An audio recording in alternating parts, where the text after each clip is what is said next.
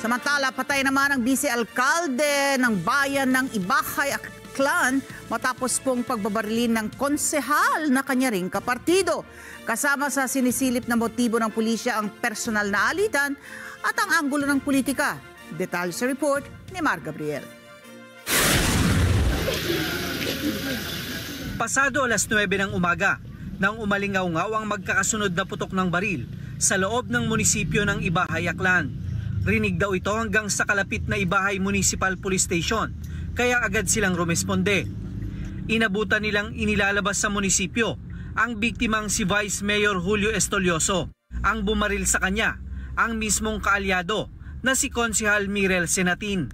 Ang initial po na investigation namin is si suspect po is in-approach niya muna po yung staff ni Vice Mayor and nagtatanong tungkol doon sa ordinance na pinapagawa. After po, pumunta po si SB kay Vice and then sinabi niya po, Vice, ano sa laki mo? Ibig sabihin po noon, Vice, anong kasalanan ko sa'yo? And then without apparent reason po, bumunod siya ng baril and then pinaputukan niya po several times si Vice Mayor.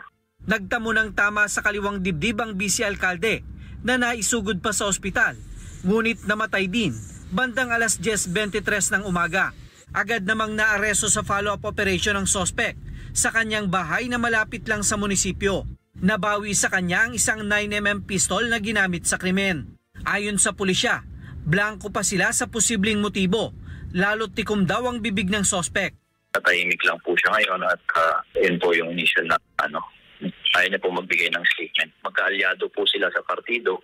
So wala po kaming na-receive na personal na away nila or grudge sa kanilang dalawa. Kaya nga po surprisingly na-shock din po yung mga witness natin at hanggang ngayon hindi pa po sila talaga makausap ng maayos pa po. Maging ang alkalde ng lungsod, ikinagulat at ikinalungkot daw ang insidente.